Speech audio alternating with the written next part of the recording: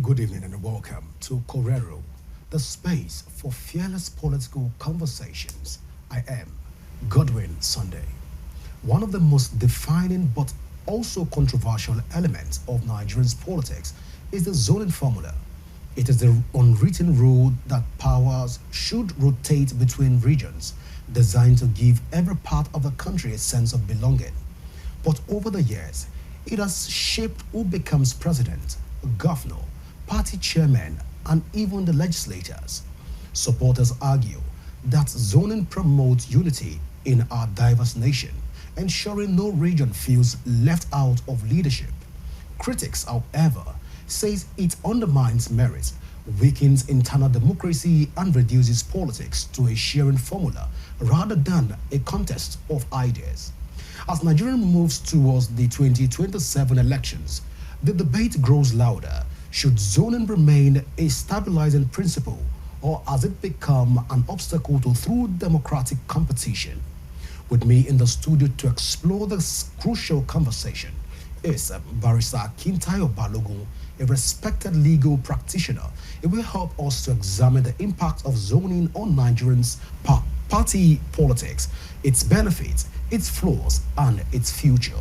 We will take a short break right now. When we return, the conversations begins. Please stay with us.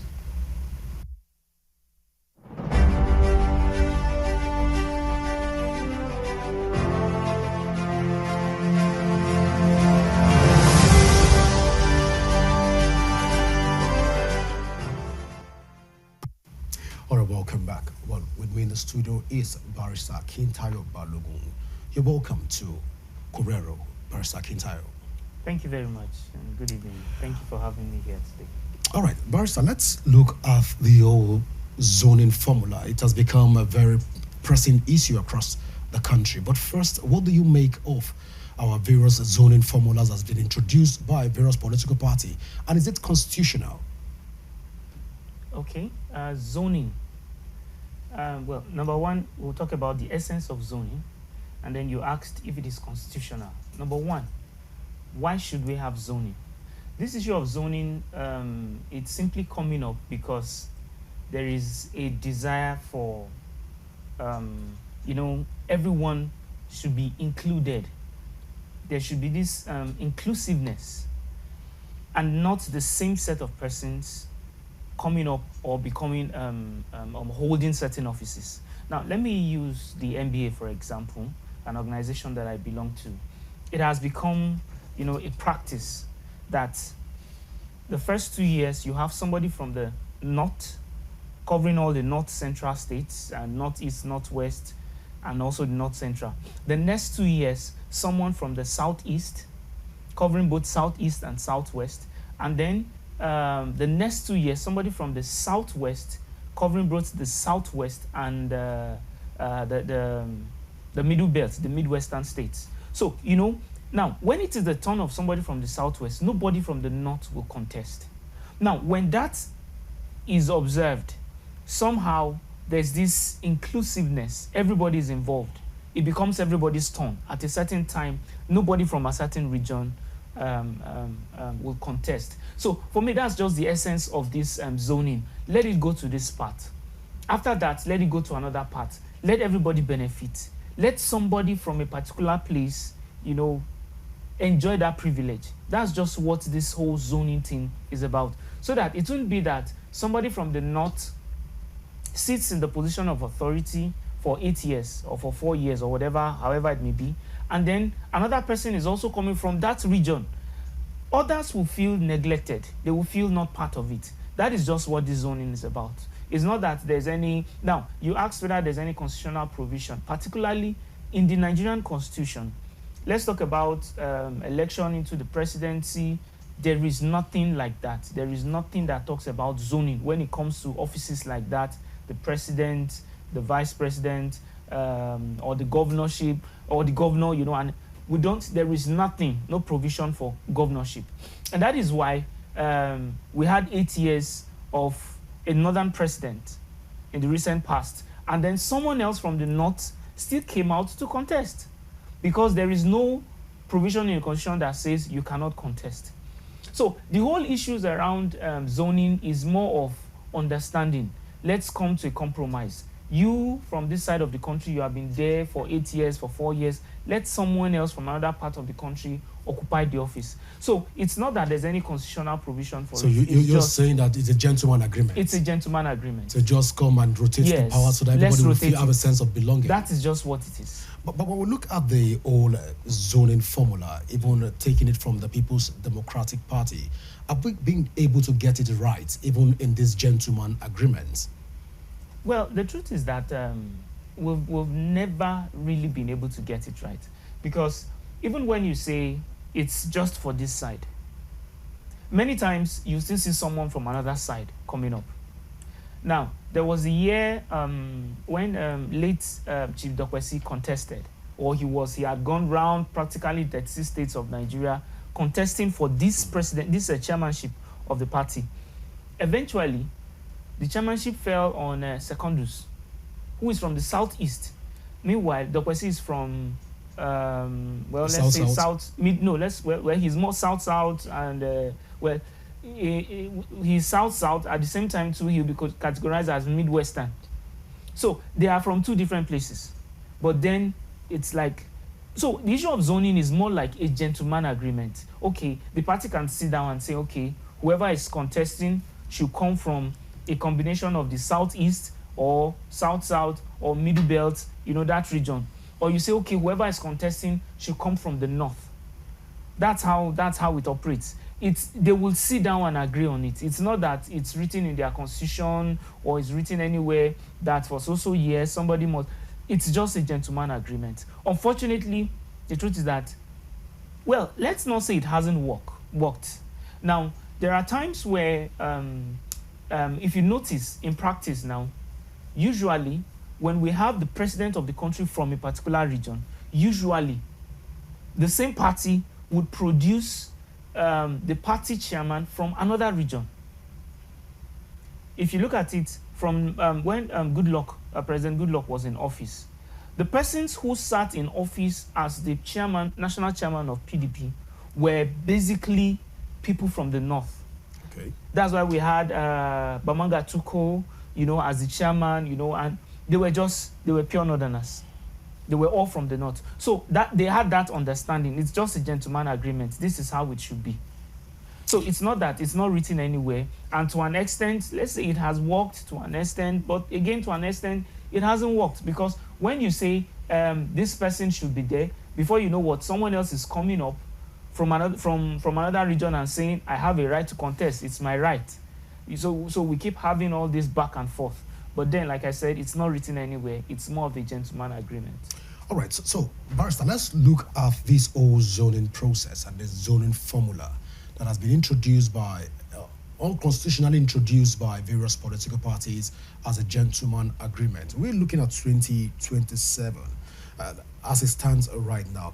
Can we say that the zoning formula over the years has become a breeding ground for division and rancor within political parties? Yes. Well, let me say yes and no. Yes, in the sense that yes, it has been an issue. They keep having. When you say something has been zoned, let us see how we can keep coming in. Of course, okay, it is zoned to the southeast. Then those from that region will sit down and see how they can come to a compromise. Now, that compromise is usually where the fight is. Then you see this person is stepping down. No, I'm not stepping down. The battle goes on like that. So that's why I said yes. Now, at the same time, it has brought, there are times where it worked out. For example, I'm trying to remember the last PDP zoning issue that came up. For example, now, the only person that can sit for now in the office of the PDP national chairman is somebody from the north. Even probably they would have this their national convention that is coming up very soon. It is I am very 100% sure that they will sit down and say, okay, whoever is contesting must come from this side of the country, which I am, let me say, 90% sure would be somebody from the northern part of Nigeria. So for me, okay, now if they come to a consensus on that, fine. Let everyone who is showing interest be somebody from the north. Just yesterday, it was on news that the acting chairman has been made the substantive chairman. President of Damagu. Yes. Yeah. Now, that is subject to a final ratification at the National Convention. Or at the National Convention, maybe other persons will come up and say, we have interest in it, we want to contest. So, it's for me, it's still open. Even though, yes, the NEC said, okay, now you are now the national chairman, it must be ratified by the National Convention. I'm asking that question in order to ask, since you've said that yes and no, this principle of zoning, has it become a stabilizing principle for us as a people? Because when we look at it right now, every political party tend to talk about zoning like a primary tool for winning election. Is it a stabilizing principle for our nascent democracy? Okay, you use the word, is it for stabilizing? Yes. Yes, like I said earlier, what is the essence of zoning? The essence of zoning is to bring an inclusiveness where every part gets a touch, gets a feel of power. You know, for example, let me use Kogi State as an example. In Kogi State, from 1999 up till when Yahaya Bello came in 2000 and I think 2015 or so, or towards late, is it 20? Yes, towards 15, yeah, 2015, yes, when he came into office. That's a period of, I think about 16 years. For those 16 years, the state was governed by persons from one side of that state. There are three popular or three large ethnic groups in Kogi State. There are several ethnic groups, but there are three large, the three largest. They are Igala, Egbira, and then the Okun side. But then for 16 years, from just one side, continued as the governor, started from Audu, then moved to Idris, and then I think another Idris before I think that before someone from Egbira now became governor. And you know, his becoming governor was even by chance, because ordinary, if not that Audu died, Yahaya Bello would have not entered. So he came in, spent his 8 years, and then still brought in somebody from his own side to continue. So now it's going to be another 8 years. Well, we have 8 years. Now there's surely going to be another 4 years. Yeah. Yes. So total of 12 years. Yes, total of 12 years on ground. So now, to an extent, there's that inclusiveness, but to an extent again, there is no inclusiveness. Because if there is 8 years for one person, there should be 8 years for another, and then 8 years for another again. But now it's like we want to do it 16 years, another 16 years. And then another part is totally left out. So now, we are now doing something where on the one hand, you are saying, yes, we want to do that inclusiveness. At the same time, on the other hand, you are trying to make it is our own, it is our time, we must be there. You understand? So zoning, like I said, is good. It's actually good. In fact, for me, it is not out of place if zoning is made a constitutional issue. Let it be in the constitution that if somebody from a part of the country sits in office for a particular number of years, privilege should be given to another person from another side. If a northerner sits there for 8 years or even for 4 years, let someone else from another part of the region, outside where that person is coming from, be given. But you know, if you do that now, they'll say you are breaching a fundamental right and all that. Probably that's why we don't have that in the Constitution of Nigeria. And then that is why it still remains a gentleman agreement. Let's sit down and agree. Let's consider how it should be done and how not should be done. But then the truth is that we cannot do without this zoning. We cannot do without it. We can't. That's just it. We have to come to a point where we see this zoning as part of our system. If we don't accept zoning as part of our system, some people will remain in power perpetually. You know, one thing, especially in the African system, power is sweet. And once you enter, you don't want to go out again. The other day, we were talking of Cameroon, where their president is contesting for, I think, the 8th time. And that's how it is in so many African countries. They will just change the constitution, and before you know what, they are there 20 years, 30 years, they remain in office. So, but if we have zoning and we make it a rule, and everybody decides to say, okay, this is the pattern, we want to work with it. If that becomes the rule, then you will know that, okay, it is not our turn. We will not contest. I love how it works so much in the Nigerian Bar Association, and that's why I'm making reference to it. I talked about it earlier. But Nigerian Bar Association is not a secular politics. It's a well-organized and structured organization. They say a lot of politics there. When we look at the whole zoning principle, and critics will say that it undermines merit. It also undermines and weakens our Nigerian internal democracy, because what we see that have played out so far from 1999 till date, we've seen a recycling of politicians coming in the name of zoning. So I want to ask at this point, you've solicited that Nigerians should start talking about even making zoning to be constitutional. But is this the right step to take as it stands right now, looking at the various issues that tend to surround zoning, which I just highlighted prior to this time? Okay, you see, you said something about zoning. When we lay emphasis on zoning, then it's no longer an issue of merit. Yeah. You see, I would want to disagree with that, in the sense that, are we saying that if let's say the chairmanship of a party now is zoned to the southwest, are we now saying that there is no one, not a single person from that place that is qualified, that has the qualities, that has the qualities to sit in that position? Is that what we are saying when we bring up issue of merit? If we say, okay, no, it's not the turn of the southwest, let's take it to the north. Are we saying in the entire political party we can't find one person that has that understanding, that has that ability, that has that knowledge to manage the issue of the political party? For me, I don't think so. I feel that this thing goes down to, fine, if we say it is the southwest, then let us not look for the most popular politician. Let's not look for the most popular, let's look for the most qualified person. I believe every region in Nigeria can produce somebody that is capable, somebody that has that ability.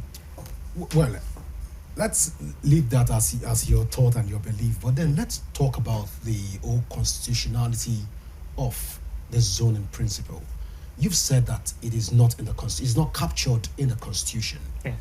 And even within most parties, constitutions also doesn't capture this zoning system. It's just a gentleman agreement, as we've seen so far. When it is not captured in the constitution, it is not captured in the Electoral Act, and largely not captured in major political parties' constitution. Can we say that the zoning principle in Nigeria is operating in aberration to the dictate of the laws of the land? Okay. Now, you see, one problem with this issue of zoning, like I said earlier, now every Nigerian has that right to be part of an association and, part of a political party, and you also have the right to contest once you have the qualification that is required in the constitution. Now, when you have that standing, the right to vote and the right to be voted for, constitution provides for it. Now, if you now bring up an issue and say, we are zoning it away from so place, we are zoning it to so place, I'm 100% sure that people will rush to court, and they would argue that their right to vote, not to vote, but their right to be voted for has been taken away. And I can 100% say that the court will agree with them. So for me, it's sacrosanct that everyone should have the right to vote and be voted for. And that is why this issue of zoning will be extremely difficult for it to find its way into the constitution, because everyone will say, I have the right to contest. That is why we had somebody who was president Okay, now look at let's start from 1979 when Shagari came into office. From 1979 up till 1993, there were northerners, just northerners sitting in office. From one democratically elected to military, several military men. Then in 1993, we had a short break where we had the interim government. Where he was there for a few months. And then after that, another military palace coup, that's what they called it, came in and continued for another 8 years. And then we had another military that took over and stayed for less than, I think, about 9 months, all northerners. Now, when it was time to contest for election, now we're saying, okay, democracy is coming in. We still had northerners who contested for the primaries, though eventually we had only two major candidates who were both southerners. That was when we had Obasanjo and we had Falaye, you know, and they contested. In 2003, that was when former President Buhari came in. It was like the North trying to come in again. Obasanjo won the election, and then the next thing, okay, let it go back to the North. There was a fight in the North. You know, so it's like everyone will tell you, I have the right to contest. Again, we just had one, like I made reference to, in the recent, where President Buhari was there for 8 years. And then we had the PDP bringing in someone who is also from the same North. He will tell you it is my right. I have the right to vote and be voted for. So that's why. And if you go and then try to amend the constitution and say, oh, zoning should be recognized, I can bet you that thing will get to the Supreme Court. And the Supreme Court may take it off and say, no, everyone from every region has the constitutional right to vote and be voted for. Well, since you've mentioned that we have a right to vote and be voted for, and it seems as though the whole zoning principle is an aberration and strange to our electoral act. Shouldn't we be talking about the law enforcement agency arresting persons that even mention the word zoning as it stands right now, knowing fully well that this is not a constitutional practice, neither is it enacted in any act of that recognized act as it stands? Bringing in a law enforcement agency, I think will only cause a lot of chaos in the system. Well, like we rightly said earlier, it's a gentleman agreement. We have come to that is not table. Captured in any act. That is not captured in any act. The Constitution doesn't recognize it. The Electoral Act, it finds it strange. Yes, it's not. Party constitutions did not even capture it. Most party politicians are not capturing the whole zoning process. When we mention zoning, one should expect that law enforcement agencies of Nigeria should begin to kick against it and ensure that arrest has been made. Or you don't think sharing my thoughts? No, the only place, because it's not a criminal offense. It's nothing. You're not breaking any law. It's an aberration to the Constitution. Well, you see, it's not. I want you to understand this issue of zoning. If someone, let's say now, a party says the seat of the national chairman has been zoned to the south. Let's say that is done. If someone wants to contest, a northerner wants to contest for that, nothing stops him. Nothing stops him from contesting. If they say, oh, we have zoned it to the south, and a northerner comes up, nothing stops him. Like what we've seen in PDP playing out already, where the NEC have said that they have zoned it, the presidency to the south. To the south. And the national chairman to the north. To the north. You're saying at this point in time, if someone comes up from the member of the party, yes. Yeah, somebody from the north can now say they want to contest, knowing fully what the NEC has. Automatically the hands are tied. What I'm saying is that this zoning principle comes out, no longer merit. Yeah, no, what I'm saying is this. If somebody from the other side decides to come out, nothing stops him. He can. It's just that the party we have a gentleman agreement. This is it. So a member of the party should abide by what the party has agreed and said, see, we have zoned. Constitutionally, by the Constitution of Nigeria, nothing stops him. That's the point I'm making. Nothing stops him by the Constitution. He can still proceed. But then there is this understanding as a member of the party, we have agreed as a political party. You know, it's not just somebody who sat down and just said, this is the decision. We are zoning this to the north, we are zoning to the south. No, it's a decision of the NEC. And the NEC is a representation of the party. So what I'm saying is this: if somebody from another side decides to come out, the law does not forbid him. If the party decides to disqualify him on that ground, he can go to court. It's just unfortunate that if he goes to court, the court will turn back and tell him, bros, it's an internal affair. We cannot decide on it.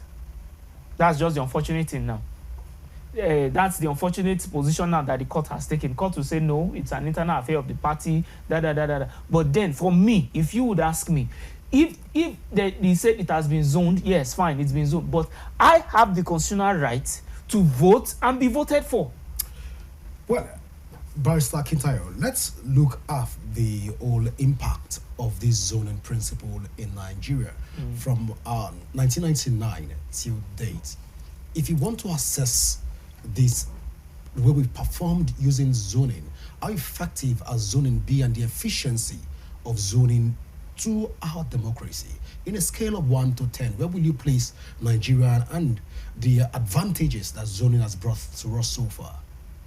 Well, I wouldn't say there has been an advantage or disadvantage.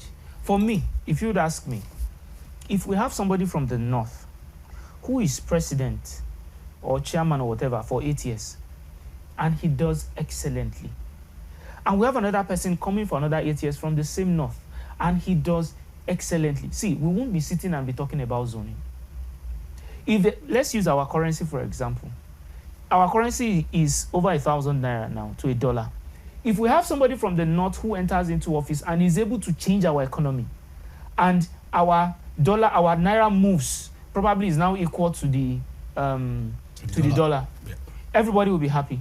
If we have another person from that same north who comes into office and then $1,000 is equals to 1 naira, we will say, yes, somebody from the north did it earlier. Another northerner is also, see, for me, zoning is about inclusion, right?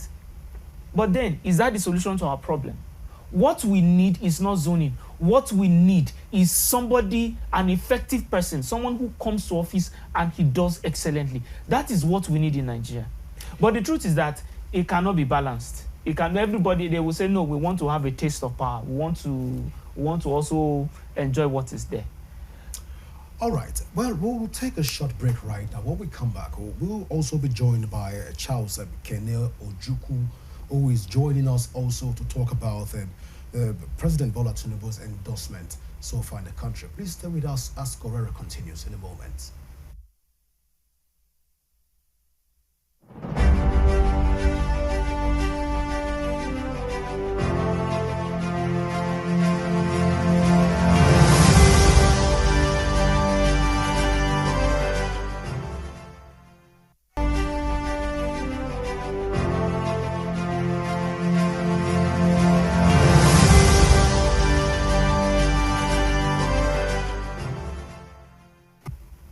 Welcome back. Well, there been a chain of endorsement on President Bola Ahmed Tinubu across Nigeria, even by members of the opposition party approving this whole process. But joining me to look at this issue is Charles Kene Ojukwu. Charles, you're welcome to Correro. Good afternoon. Good evening, viewers. It's nice to be here again to have a chat regarding our motherland. All right, Charles, we've seen what's playing out so far. It's a wave of endorsement on President Bola Ahmed Tinubu. But what do you make of this whole endorsement? Is it based on credibility, or Nigerians are just trying to be empathic with the fact that the president has come far with his economic policies? What do you make of it generally? To be fair, President Tinubu has done his bit in trying to drive his policy of change, which initially we all talked about being a harsh policy, and some people would say it's a policy where the politicians are losing their belt and asking the masses to tighten their belt. So it was a whole lot of hullabaloo of how hard and how difficult things have gotten. It's also reflecting on the price of items in the market, the value of naira and dollar, which was left to float around, as we were told. Now, putting all those things into perspective and trying to crystallize it with what has been happening in recent times. Canada. You will see fairly, without being a fan or Canada. a fan of Tinubu, I would say that It's calling from some of his Canada. policies has yielded some progress. So this would make some people to endorse him on that angle. But because our politics trade on sycophancy, and this sycophancy college, they have layers. So most people, also majority of people, are doing about the support based on sycophancy, selfish interest, and what they're going to obtain. So as we go on, maybe I could look into other areas that I can feel and say that his policies has actually shown some green light of stability, like Okonjo-Iweala said. And for the support, those supporting him are majorly politicians trying to angle themselves better and position themselves better to be favored in the next administration. So, Charles, if I get you correctly, you're saying so far so good. Nigerians have not fully benefit from President Bola Ahmed Tinubu's administration to warrant even an endorsement from at the moment right at the moment it's a disappointment for us to be talking about the election when the nation is still on the knees. So it's still 2 years away. So we shouldn't be focusing on endorsements. That's an aberration and that's an abnormality in practice in politics. So the politics is centered on person, not on nation, not on institutions.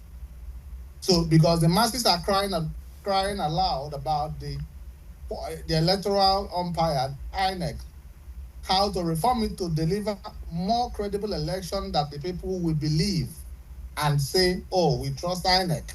So these are the kind of things we should be seeing prior to election, not endorsement. Well, Charles, to a very large extent, again, this endorsement is coming largely from the opposition party. Does it mean that the opposition party are saying what we are not saying even in President Bola Tinubu's administration, and as such, they are giving President Bola Tinubu a thumbs up for his achievement so far, thereby endorsing him? To the last time I checked, I think the PDP has just zoned their presidential candidate to the south. Well, proud to where PDP zoned their presidency to the south. We've seen what has played out in Osun State, which is a PDP-dominated state, and they've given President Bola Tinubu an endorsement. And so far, so good. A lot of PDP states are also towing that part. The president of Nyesom Wike has also come out to openly endorse the president come 2027. All this is coming from the opposition camp. Are they saying what we are not saying in general? They are not saying anything we are not saying. They are seeing their pockets. They are seeing yes, they are seeing what we are not seeing. Do you know what they are seeing? They are seeing their benefits. They are seeing how they are going to benefit from this process continuing further to benefit their pocket. That's what they are seeing. The masses of Nigeria are not seeing it because they are suffering. But that does not mean that I will totally cancel the impact of Tinubu's policy and the stability it has brought to some extent. Now, focusing on politics, while we need to focus on governance and leadership to bring us out of this quagmire, that's a very wrong aberration and very wrong practice for the politicians.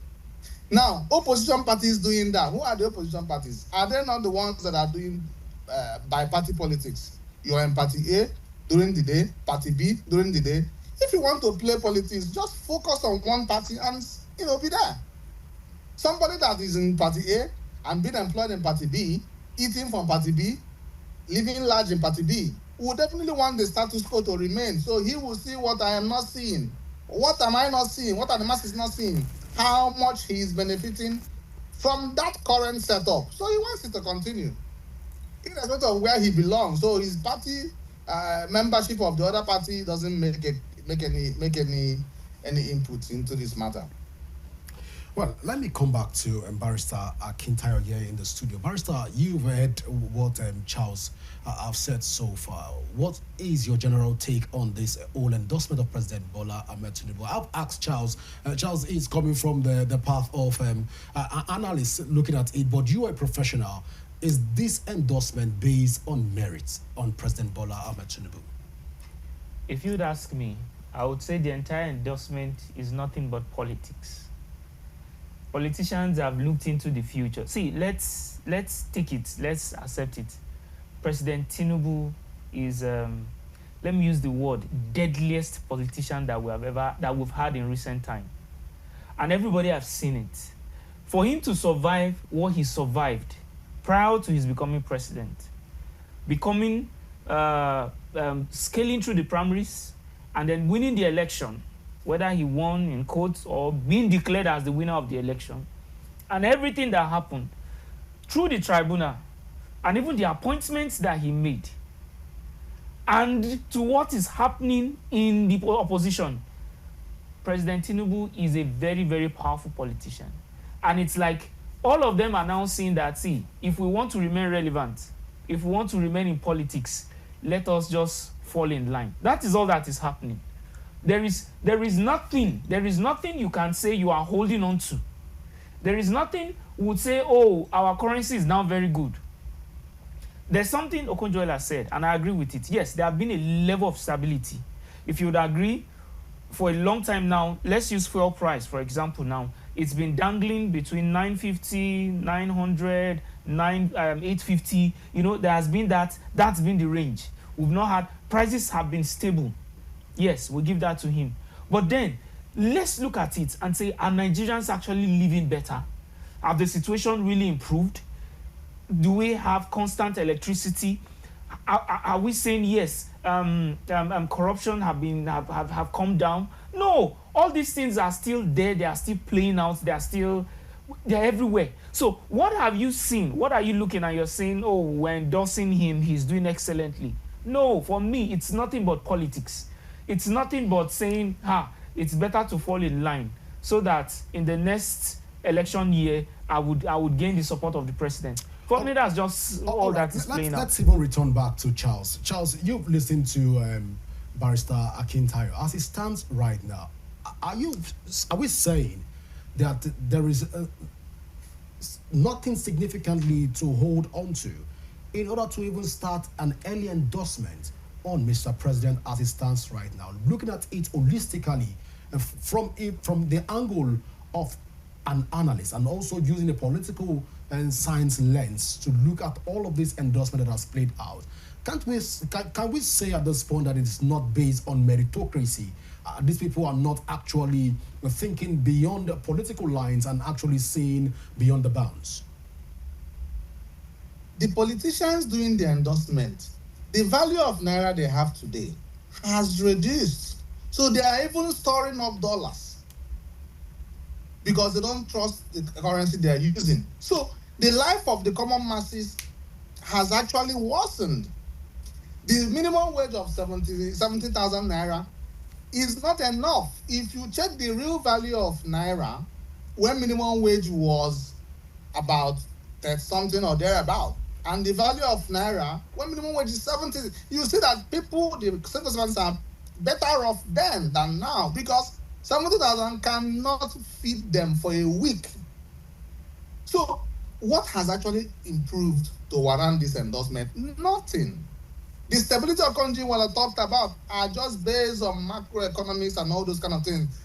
Let's drive it down to the life of that civil servant in that ministry. How does he manage his life? Has it been improved or better for him to say you can continue again? The politicians doing the endorsement are just trying to save themselves and save their pockets. So invariably, you disagree with the entire endorsement process, even in 101%. Well, we should be talking about how to improve our nation, how to grow the economy, how to really fight corruption, how to reform INEC so that people will give. The most important conversation now should be how can the masses trust INEC? Not about politicians endorsing somebody because they want to remain relevant. Even if you're in party A and you're in party B trying to endorse because you want to maintain your office and be sure you're collecting from there. Well, Charles, I think a lot of politicians would disagree with you even on that thought right now, because a lot of politicians, what they've highlighted so far as the achievements of President Bola Tinubu, even in the last All Progressive Summit, was quite huge in his achievements. Probably you're not seeing what they are saying at this point in time. But generally, the endorsement, is it coming too early? Let's talk about the timing of the endorsement. Is it too early, or we are just trying to push the narrative along political campaigns? One, is it's too early. Two, we are abandoning governance and pushing towards the terrain of campaigning. Three, even if we have something to talk about prior to the election, given it 2 years, it should be electoral reform. It should be INEC to be truly independent. It shouldn't be about endorsement. Because if you bring a politician now and say, can you give me real value of the impact of these things that you base your endorsement on the life of those your constituency members that are having life difficult now? You can say that. Well, Charles, I want to say thank you so much for finding out time to even be with us here in the studio. But before I even let you go, let me even get a final take from Barrister Akintayo. Let me pick your thoughts on this. There's an old proverb that says when the reward for work is more work.